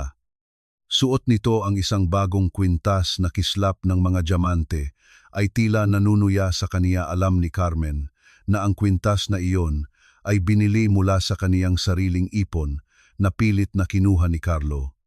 Stella was laughing, clinking her champagne glass with the guests, acting as if she was the queen of the house. Looking at Carmen with a gaze that said, "You're done." Tahimik lang na nagmasid si Carmen. Tinitipon ang lahat ng puot, pait, at galit sa kaniyang dibdib. Ang kaniyang puso ay tumitibok na parang isang tambol na naghahanda para sa isang giyera. Nabalik lamang ang kaniyang atensyon nang mapatingin siya sa itaas ng hagdanan. Doon, sa pagitan ng mga railings, nakita niya si Maya. Ang kaniyang apo ay nakasilip. Ang maliit na mukha nito ay basang-basa ng luha habang nakatingin sa kaniyang lola. Ang bata ay walang kibo. Ang kaniyang mga mata ay puno ng takot at lungkot na hindi maunawaan ng mga matatanda sa paligid. Ang sulyap na iyon mula sa inosenteng bata ay tila nagbigay kay Carmen ng huling selyo sa kaniyang desisyon. Para kay Maya, hindi siya susuko. Sa gitna ng katuwaan ng mga bisita, isang lalaking nakasuot ng itim na uniforme ng mga waiter ang pumasok mula sa likurang pintuan. Hindi siya tumitingin sa mga tao, ngunit ang kaniyang mga mata ay mabilis na naglakbay patungo sa direksyon ni Carmen. May kung anong bagay siyang inilapag sa ilalim ng lamesa ng sound system bago mabilis na nawala sa dilim ng pasilyo. Dahan-dahan nang lumapit si Carlo sa gitna ng entablado. Kinuha niya ang mikropono mula sa stand. Lumilikha ng isang mabigat na tunog na bumasag sa lahat ng ingay sa loob ng bulwagan. Ang lahat ay lumingon. Ang lahat ay naghintay. Ang mukha ni Carlo ay seryoso. May bakas ng peking lungkot na tila ba handa nang ilabas ang kaniyang huling baraha. Magandang gabi sa inyong lahat. Maraming salamat sa pagdating para sa ika-60 kaarawan ng aking ina. Ang simula ni Carlo. Ang kaniyang boses ay umalingaw-ngaw sa buong bahay. Ngunit maliban sa selebrasyon, may isa po akong napakahalagang iaanunsyo tungkol sa kalagayan ng aking ina. Si Carmen. Ang matinis na tunog na tila isang hiyaw ng bakal mula sa mikropono ay biglang bumitaw sa hangin. Nagpapatigil sa bawat hininga sa loob ng silid. Ano ang sasabihin ni Carlo sa harap ng lahat ng kanilang kakilala at sino ang misteryosong lalaking nakaitim na pumasok sa gitna ng selebrasyon? Ang bawat salitang lumalabas sa bibig ng aking anak ay tila mga pako na unti-unting isinasara ang takip ng aking sariling kabaong sa harap ng maraming tao. Tumigil ang lahat ng ingay sa loob ng bulwagan. Ang tanging maririnig na lamang ay ang marahang huni ng aircon at ang mabigat na paghinga ni Carlo na umaalingaw-ngaw sa speaker system. Tumingin si Carlo sa paligid. Ang kaniyang mukha ay binalot ng isang mapanlinlang na pighati. Humawak siya ng mahigpit sa mikropono. Ang kaniyang mga daliri ay tila nanginginig pa sa bigat ng kaniyang sasabihin. Mga kaibigan, mga kamag-anak, hindi madali para sa akin ang tumayo rito ngayon. Ang simula ni Carlo. Ang kaniyang boses ay sadyang ginawang paos at puno ng emosyon. Alam niyo kung gaano ko kamahal ang aking ina. Siya ang aking gabay, ang aking inspirasyon. Ngunit masakit man aminin, ang Alzheimer's disease ay unti-unti nang nagnanakaw sa kaniyang alaala. Ang nanay Carmen, na kilala niyo ay tila ba naglalayag na sa isang dagat ng kalituhan. Narinig ni Carmen ang isang kolektibong buntong hininga ng awa mula sa mga bisita. May ilang matatandang babae na naglabas ng kanilang mga panyo at nagsimulang magpahid ng luha. Ang bawat salita ni Carlo ay tila isang malupit na paghukay sa kaniyang pagkatao habang siya ay nakaupo lamang doon. Nakasuot ng kupas na duster.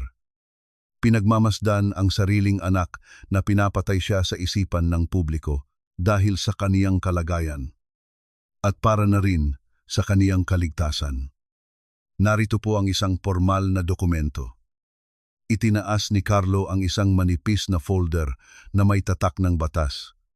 Bilang kaisa-isang anak, formal ko nang tinatanggap ang full legal at financial guardianship para sa aking ina.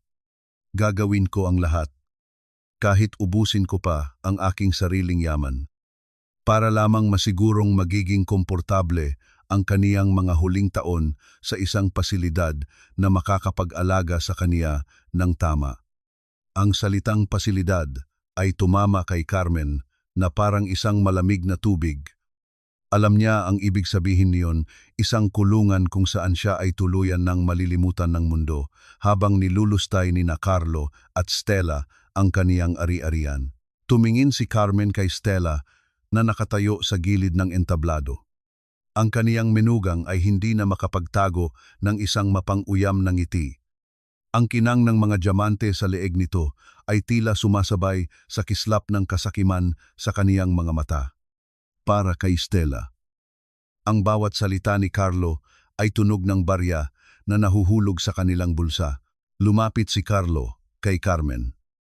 Ang kaniyang mga hakbang ay mabagal at tila puno ng paggalang. Inabot niya ang mikropono patungo sa kaniyang ina. Ang kaniyang mga mata ay naniningkit habang nagbabanta ng tahimik. Sabihin mo sa kanila na masaya ka na ako na ang mag-aalaga sa iyo. Sabihin mo sa kanila na nagtitiwala ka sa anak mo. Ang bulong ni Carlo. Ang kaniyang tinig ay tila malambing, ngunit ang kaniyang mga mata ay kasing talim ng isang maninila na naghihintay ng huling hininga ng kaniyang biktima. Nakatitig lang si Carmen sa bilog na bakal ng mikropono. Ramdam niya ang libu-libong mata na nakatitig sa kaniya. Naghihintay ng isang gulo o ng isang mahinang pagsang-ayon ng isang ulyanin. Ang hangin sa entablado ay naging kasing init ng apoy. Naramdaman ni Carmen ang kaniyang puso na tumitibok ng may bagong lakas, isang lakas na hindi nanggaling sa galit, kundi sa katotohanan ng isang inang nilapastangan. Dahan-dahan. Ang mga kamay ni Carmen na kanina ay nagkukunwaring nanginginig ay biglang naging matatag. Sa halip na tumango o umiyak, marahas niyang hinablot ang mikropono mula sa kamay ni Carlo. Ang tunog ng pagkiskis ng kaniyang mga daliri sa bakal ay umalingaw-ngaw sa buong bulwagan. Isang matalim na tunog na bumasag sa lahat ng huwad na katahimikan. Tumayo si Carmen ng tuwid. Iniwan ang kaniyang baston na bumagsak sa sahig ng walang ingay. Ang kaniyang mga mata, na kanina ay tila walang buhay, ay biglang nag-alab sa gitna ng liwanag ng mga chandelier. Ang pula ng kaniyang lipstick ay tila naging isang bandila ng kaniyang pagbangon. Tumingin siya ng diretso kay Carlo, na ngayon ay tila napatigil at nanigas sa kaniyang kinatatayuan. Ang mikropono ay nasa tapat na ng mga labi ni Carmen, at ang buong mundo ay tila huminto sa pag-ikot upang makinig. Ano ang sasabihin ng inang itinuring na patay na ang isipan? Handa na ba ang lahat para sa unos na dala ng kaniyang boses? Tumingin kayo sa aking mga mata. Ang mga matang ito ang nagpuyat para sa inyong kinabukasan. Ngunit ngayon ay nais ninyong bulagin sa pamamagitan ng lason at kasinungalingan. Ang boses ni Nanay Carmen ay umalingaw-ngaw sa buong bulwagan. Kasing linaw ng kristal at kasing talim ng isang kidlat na tumatama sa gitna ng bagyo.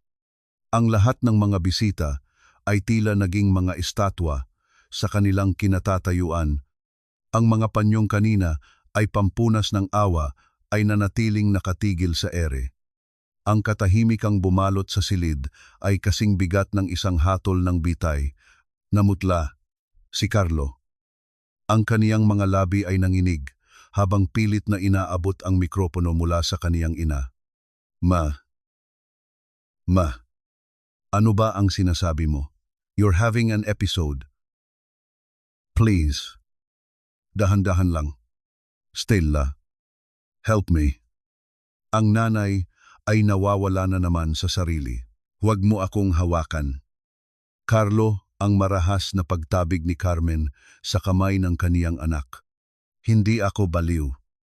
At lalong hindi ako ulyanin. Ang tanging sakit na meron ako ay ang sakit ng isang inang nagluwal ng isang halimaw mula sa kaniyang bulsa. Inilabas ni Carmen ang maliit na audio recorder na kaniyang itinatago. Sa isang mabilis na pagkilos, itinapat niya ito sa mikropono at pinindot ang button para sa pag-play.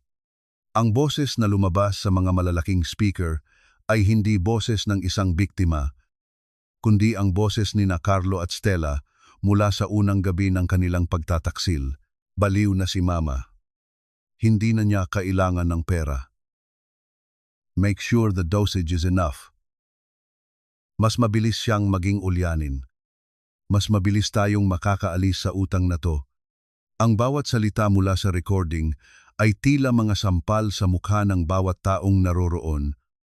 Narinig ang kolektibong pagsinghap ng matinding pagkagulat mula sa mga kamag-anak. Si Stella ay napaatras. Ang kaniyang mukha ay naging kasing puti ng papel habang ang kaniyang mga kamay ay pilit na tinatakpan ang kaniyang diamanteng kwintas na tila ba ito ay naging isang kadena ng kaniyang kasalanan. Hindi totoo yan, fake yan.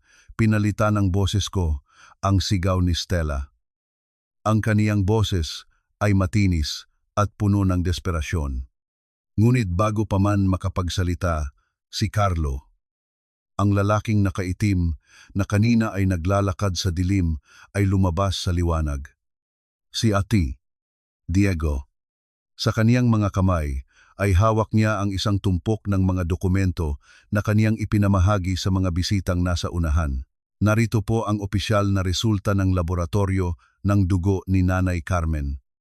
Narito rin ang mga ulat ng pagkalugi ng kumpanya ni Carlo at ang mga kasong estafa na kinakaharap niya. Ang malamig na deklara ni Diego. Ang tanging guardianship na nararapat dito ay ang pag-aalaga ng rehas sa isang anak na nagtangkang pumatay sa katinuan ng sariling ina. Tumingin si Carmen kay Carlo, na ngayon ay dahan-dahang lumuhod sa kaniyang harapan. Hindi dahil sa pagsisisi, kundi dahil sa matinding hiya at pagkabagsak ng kaniyang mundo. Ang kaniyang mga mata ay puno ng takot. Tinitingnan ang kaniyang ina na tila ba ito ay isang hukom na handang magbigay ng sentensya. Ibinigay ko ang aking dugo para buhayin ka. Carlo, ibinenta ko ang huling piraso ng aking dangal para lamang makatapos ka. Ang sabi ni Carmen. Ang kaniyang boses ay nabasag sa matinding pait, ngunit nanatiling matatag. Ngunit lason ang ibinalik mo. Simula sa sandaling ito, wala na akong anak. Ang lahat ng yaman na nais mong nakawin ay ligtas na sa isang lugar na hinding-hindi mo mararating. Ang matunog na paghikbi ng mga bisita ay humalo sa tunog ng pagbagsak ng baso ni Stella sa sahig. Ang lahat ng karingalan ng gabing iyon ay gumuho. Inilalantad ang bulok na katotohanan ng isang pamilyang winasak ng kasakiman. Nabalik lamang ang diwa ng lahat nang marinig ang tunog ng mga sirena mula sa labas ng gate. Ang asul at pulang ilaw ay nagsimulang umiikot at tumatagos sa mga bintana ng bulwagan. Nagbibigay ng isang nakakasilaw na kulay sa madilim na tagpong ito. 2 pulis ang pumasok mula sa malaking pinto. Ang kanilang mga yabag ay mabigat at puno ng awtoridad. Carlo Luis, ikaw ay arestado sa kasong estafa at tangkang pananakit sa kapwa. Ang sabi ng isang opisyal habang nilalapitan ang nakaluhod na anak. Nakatayo lang si Carmen sa gitna ng entablado. Ang kaniyang mukha ay tila isang larawan ng kapayapaan sa gitna ng kaguluhan. Ngunit sa kaniyang pagtalikod, isang huling katanungan ang pumasok sa kaniyang isipan habang nakikita ang kaniyang apo na si Maya na nakatingin sa kaniya mula sa hagdanan. Ano na ang mangyayari sa batang ito na naging saksi sa pagbagsak ng kaniyang sariling ama? At may matitira pa bang puwang para sa pagpapatawad sa isang pusong tuluyan ng nilason ng sariling dugo, ang bawat palamuting itinayo para sa gabing? Ito ay tila mga tuyong dahon na tinangay ng malakas na hangin ng katotohanan. Iniiwan ang bahay na hubad at puno ng kahihiyan. Ang tunog ng bakal na naglalapat sa mga pulso ni Carlo ay bumasag sa huling hibla ng kaniyang pagkatao. Walang klink na narinig, kundi ang mabigat at malamig na realidad ng pagkabilanggo. Pinanood ni Carmen ang kaniyang anak habang hinihila ito ng mga pulis patungo sa labas. Ang bawat hakbang ni Carlo ay tila pagguho ng isang tore na itinayo sa ibabaw ng buhangin. Ang kaniyang mga mata ay hindi makatingin sa kaniyang ina. Ang kaniyang mga balikat ay nakayuko. Pasan ang bigat ng kaniyang sariling kasalanan. Sa gitna ng kaguluhan, ang mga bisita ay nagsimulang mag-alisan. Ang tunog ng kanilang mga mabilis na yabag sa sahig at ang mga bulungan ng pandidiri ay pumuno sa bulwagan. Ang masayang musika kanina ay napalitan ng isang nakabibinging katahimikan na tila ba ang bahay ay nagluluksa sa pagkawala ng dangal nito. Ang mga platong puno ng masasarap na pagkain ay naiwang malamig. Ang mga baso ng wine ay natapon. Lumilikha ng mga pulang mantsa sa puting tela na tila ba mga sugat na hindi nahihilom. Carlo, wag mo akong iwan dito. Wala akong kinalaman sa mga utang mo, ang sigaw ni Stella. Ang kaniyang boses ay matinis at puno ng desperasyon. Tumakbo siya patungo sa kaniyang asawa. Ngunit hinarang siya ng isang opisyal sa kaniyang pagmamadali. Natisod si Stella sa laylayan ng kaniyang mamahaling gown. Ang kaniyang sapatos na may mataas na takong ay natanggal at tumalsik sa ilalim ng lamesa. Nakaluhod siya sa sahig. Ang kaniyang buhok ay gulo-gulo at ang kaniyang mukha ay basang-basa ng luha ng takot. Hindi ng pagsisisi. Tumingin siya kay Carmen nang may nanlilisik na mga mata. Ang kaniyang huling baraha ay ang kaniyang pagiging asawa at ina. Ikaw ang may gawa nito. Matanda ka. Sinira mo ang pamilya natin. Nilason mo ang isipan ng lahat, ang hiyaw ni Stella. Habang ang kaniyang mga daliri ay nakaturo kay Carmen nang nanginginig, nanatiling nakatayo si Carmen sa itaas ng entablado. Ang kaniyang anyo ay tila isang matatag na puno sa gitna ng bagyo.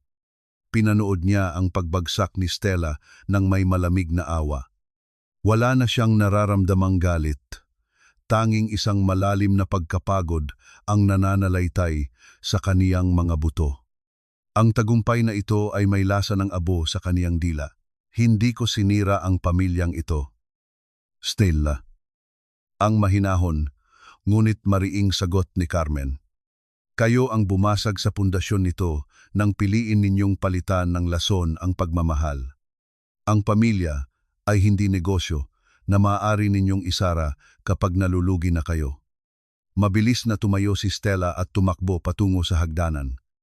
Maya, halika na, aalis na tayo sa bahay na sasama ka sa akin. Narinig ni Carmen ang mabilis na pagtakbo ni Stella paakyat. Ang kaniyang puso ay biglang kumurot sa takot para sa kaniyang apo. Hindi niya maaaring hayaan na makuha ni Stella si Maya, ang tanging inosenteng buhay na natitira sa gitna ng madilim na tagpong ito. Stella, huwag mong idadamay ang bata. Wala siyang kinalaman dito, ang sigaw ni Carmen habang pilit na humahakbang pababa ng entablado. Kahit na ang kaniyang mga binti ay nanginginig pa sa pagod. Naabutan ni Stella si Maya sa tuktok ng hagdanan. Marahas niyang hinablot ang maliit na braso ng bata, na naging sanhi ng isang matinis na hiyaw ng sakit mula kay Maya. Ang bata ay nagpupumiglas. Ang kaniyang maliliit na paa ay sumisipa sa hangin habang pilit siyang hinihila ng kaniyang ina patungo sa kabilang pintuan. Ayoko po, Lola. Tulungan niyo po ako, ang iyak ni Maya. Ang kaniyang tinig ay puno ng matinding takot na tila ba nakakakita siya ng isang halimaw sa kaniyang sariling ina. Ang tunog ng pag-iyak ni Maya ay umalingaw-ngaw sa buong bahay. Bumasag sa huling piraso ng katahimikan. Sa gitna ng dilim ng hagdanan, nakita ni Carmen ang mukha ni Stella, isang mukha na wala ng bakas ng pagkatao. Tanging ang pagnanais na makatakas at makapanakit. Maililigtas ba ni Carmen ang kaniyang apo mula sa mga kamay ng isang inang nawalan na ng katinuan dahil sa kasakiman? At hanggang saan ang kayang gawin ni Stella upang hindi siya umalis nang walang bitbit na kahit anong pagmamay-ari? Mula sa bahay na ito, ang bawat hakbang ni Carmen paakyat ng hagdanan ay tila isang pakikipagkarera sa kamatayan ng kaniyang huling pag-asa. Bitawan mo ang bata. Stella, huwag mong dungisan ang huling pagkakataon mo na magpakatao. Ang tinig ni Nanay Carmen ay hindi na nanginginig. Ito ay isang utos na nagmula sa kaibuturan ng kaniyang kaluluwa. Isang boses na kasing tigas ng batong hiyas na pinag-aagawan ng kaniyang mga kaanak. Nakaabot si Carmen sa itaas ng hagdanan. Ang kaniyang mga mata ay diretso at matapang na nakatitig sa kaniyang menugang. Ang kaniyang mga kamay ay dahan-dahang humawak sa mga railings, hindi para suportahan ang kaniyang panghihina, kundi para magsilbing bakod sa pagitan ni Stella at ng kaniyang apo. Huwag kang makialam. Akin ang batang ito. Isasama ko siya, ang bulyaw ni Stella. Ang kaniyang boses ay puno ng pait at desperasyon. Ngunit makikita sa kaniyang mga mata ang takot. Ang kaniyang pagkakahawak sa braso ni Maya ay dahan-dahang lumuluwag habang papalapit ang mga pulis sa ibaba ng hagdanan. Wala kang bahay, Stella. Wala kang pera. At wala kang maibibigay na kinabukasan sa batang ito kundi ang pait ng iyong kasakiman. Ang malamig na sabi ni Carmen. Lumapit siya at dahan-dahang hinila si Maya patungo sa kaniyang likuran. Iwan mo ang batang ito sa akin. Dito, magkakaroon siya ng pag-ibig na hindi mo kailanman naintindihan. Umalis ka na bago ko pa dagdagan ang mga kasong isasampa laban sa inyo. Napatigil si Stella. Tumingin siya sa paligid ng malaking bahay, ang bahay na itinuring niyang kaniya. Ang bahay na ngayon ay tila isang malaking halimaw na nagpapaalis sa kaniya. Sa huling pagkakataon, tiningnan niya si Carmen nang may matinding puot. Ngunit wala na siyang lakas na lumaban. Mabilis siyang tumalikod at nagmamadaling bumaba ng hagdanan. Iniwan ang kaniyang mga mamahaling gamit. Iniwan ang kaniyang dangal At higit sa lahat, iniwan ang kaniyang anak nang walang lingon-likod. Naramdaman ni Carmen ang munting katawan ni Maya na yumayakap ng mahigpit sa kaniyang binti. Ang mga higbi ng bata ay dahan-dahang humuhupa. Inakay niya ang apo pababa, kung saan naabutan nila si Carlo na nasa pinto na, handang isakay sa sasakyan ng mga pulis. Ang mahinang tawag ni Carlo. Ang kaniyang boses ay puno ng tunay na luha ngayon, luha ng isang taong nawalan ng lahat dahil sa kaniyang sariling mga kamay. Patawarin mo ako. Isang pagkakataon lang. Please. Huminto si Carmen sa harap ng kaniyang anak. Tinitigan niya ang mukha ni Carlo. Ang mukha ng sanggol na kaniyang inalagaan. Ang mukha ng lalaking nagtangkang lasunin ang kaniyang isipan. Ang kaniyang puso ay kumurot sa huling pagkakataon. Isang matinding hapdi na tila binubunot ang kaniyang hininga. Napatawad na kita. Carlo, noong marinig ko ang katotohanan sa loob ng opisina mo, doon pa lang ay pinatawad na kita para sa sarili kong kapayapaan. Ang mahinahong sabi ni Carmen. Ang kaniyang mga mata ay puno ng malalim na awa. Ngunit ang pagpapatawad ay hindi nangangahulugang mananatili akong biktima sa iyong mga kamay. Magbayad ka sa batas. At sana, sa loob ng rehas, matagpuan mo ang Carlo na minahal ko noon. Tumalikod si Carmen. Hindi na hinintay ang sagot ng kaniyang anak. Ang tunog ng pagsara ng pinto ng sasakyan ng pulis ay tila isang pinal na tuldok sa mahabang kabanata ng kaniyang paghihirap. Pumasok muli si Carmen sa kaniyang kwarto sa huling pagkakataon. Kinuha niya ang kaniyang lumang kwintas, ang unang regalong ibinigay ni Carlo mula sa kaniyang unang sweldo. Bago pa ito nilamon ng kasakiman, marahan niya itong inilapag sa ibabaw ng lamesa. Isang simbolo ng kaniyang pagbitaw sa nakaraan. Lusing.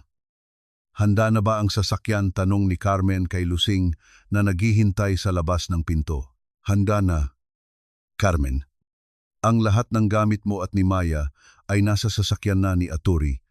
Diego. Ang sagot ni Lusing. Ang kaniyang mukha ay nagniningning sa tuwa para sa kaniyang kaibigan. Hinawakan ni Carmen ang kamay ni Maya. Sabay silang naglakad palabas ng malaking pintuan ng bahay. Hindi na niya nilingon ang mga chandelier, ang mga mamahaling kagamitan, o ang mga dingding na naging saksi sa kaniyang pagkakakulong. Ang bahay na ito ay naging isang mansyon ng dusa. At ngayon, siya ay malaya na. Sa labas, ang sikat ng araw ay nagsisimulang sumilay sa abot tanaw. Ang init nito sa kaniyang mukha ay tila isang haplos ng pag-asa. Ang hangin ay amoy kalayaan. Malayo sa lason ng mga tabletang pilit na ipinapakain sa kaniya. Lola, saan po tayo pupunta? Ang inosenteng tanong ni Maya habang pasakay sila sa sasakyan. Ngumiti si Carmen.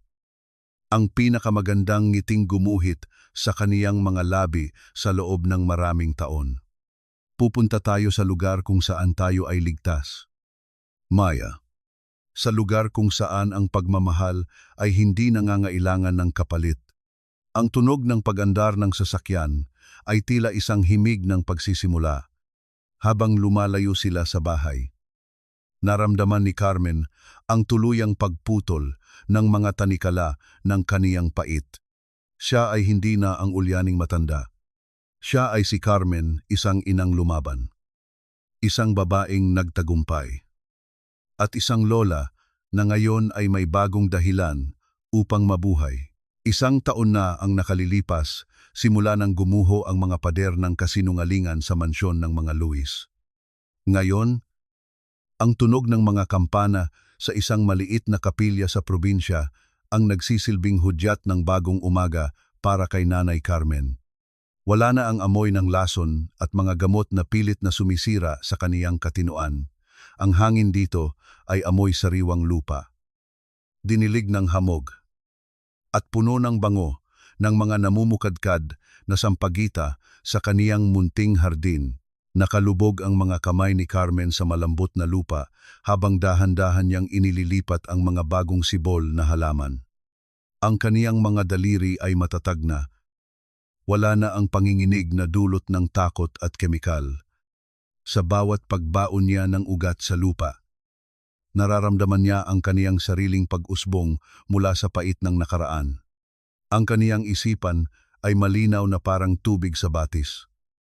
Malaya at hindi na kailanman muling mabubulag. Lola, Lola, tignan niyo po. Ang masayang hiyaw ni Maya ay bumasag sa katahimikan ng umaga. Patakbong lumapit ang bata. Ang kaniyang mukha ay puno ng kulay at sigla. Malayo sa maputla at takot na batang nakasilip sa hagdanan noon, ipinakita ni Maya ang kaniyang palad na may tatak ng 3 bituin mula sa kaniyang guro. Sa bawat tawa ng bata, nararamdaman ni Carmen na ang lahat ng kaniyang ipinaglaban ay nagbunga ng isang matamis na tagumpay. Lumabas si Tita Lusing mula sa maliit nilang bahay. Bit-bit ang isang tray na may 2 tasa ng mainit na barako. Inilapag niya ito sa lamesang gawa sa kawayan. Ang usok mula sa kape ay dahan-dahang humahalo sa simoy ng hangin. Carmen, tumawag si Ati Diego kanina. Ang panimula ni Lusing habang iniabot ang kape sa kaniyang kaibigan. Maayos na ang lahat ng papeles ng lupa rito sa probinsya. At tungkol naman kay Carlo, nananatili pa rin siya sa loob. Balita ko ay wala nang bumibisita sa kaniya. Kahit si Stella ay hindi na nagpakita simula nang maubos ang huling sentimo na nakuha nito mula sa ibang lalaki. Balikhirap daw ang babaeng yun sa Maynila. Huminga ng malalim si Carmen. Ang init ng tasa sa kaniyang palad ay nagbigay ng isang pamilyar na ginhawa. Hindi siya ngumiti sa balita ng paghihirap ng kaniyang anak. Ngunit hindi rin siya nakaramdam ng lungkot. Ang kaniyang puso ay wala ng puwang para sa puot. Ang puwang na iyon ay napuno na ng kapayapaan na kaniyang pinaghirapan ng husto. Sana ay matagpuan nila ang kanilang mga sarili. Lusing. Ang tanging sagot ni Carmen bago humigop ng kape. Ang pait nito ay hindi na kasing pait ng kaniyang mga alaala. Sa kaniyang pagtanda, natutunan ni Carmen na ang tunay na yaman ay hindi nasusukat sa laki ng mansyon o sa kinang ng diamante, kundi sa kakayahang huminga ng malalim ng walang takot. At sa pagkakaroon ng mga taong tunay na nagmamahal sa iyo nang walang hinihintay na kapalit, habang pinagmamasdan niya ang sikat ng araw na dahan-dahang tumatama sa mukha ni Maya. Alam ni Carmen na ang kaniyang laban ay tapos na. Ang sugat ay naging peklat. At ang peklat ay naging tanda ng kaniyang katatagan.